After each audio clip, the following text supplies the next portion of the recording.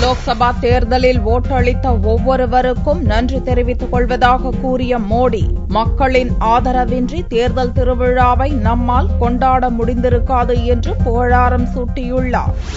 இறுதிக்கட்ட லோக்சபா தேர்தல் 3 மாநிலங்களில் நடந்து கொண்டிருந்த போதே பாரதிய ஜனதா பிரதமர் வேட்பாளர் நரேந்திர மோடியின் சார்பில் ஒரு வீடியோ குஜராத் தலைநகர் காந்தி நகரில் வெளியிடப்பட்டது.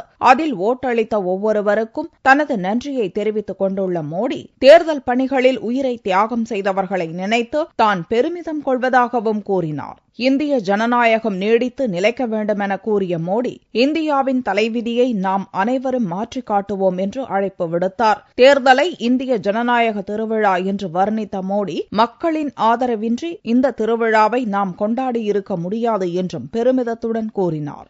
भारत के लोकतंत्र का महापर्व चुनाव आज अंतिम चरण में है।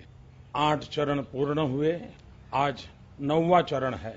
इस चरण में पश्चिम बंगाल, बिहार और पूर्वी उत्तर प्रदेश के कुछ करीब 41 सीटों पर आज आप मतदान कर रहे हैं। पूरे देश ने इतनी भयंकर गर्मी में भी भारत के लोकतंत्र को जी जान से ताकत देने का प्रयास किया। जन उत्साह के बिना, जन भागीदारी के बिना, जन समर्थन के बिना ये लोकतंत्र का पर्व हम कहां मना सकते। இறுதிக்கட்ட தேர்தல் நடந்து கொண்டிருக்கும் போது மோடியின் வீடியோ பேச்சை மீடியாக்கள் நாடு முழுவதும் ஒளிபரப்பியது தேர்தல் நடத்தை விதிகளை மீறிய செயல் என்று காங்கிரஸ் மற்றும் ஆம் ஆத்மி கட்சிகள் கண்டனம் தெரிவித்துள்ளன.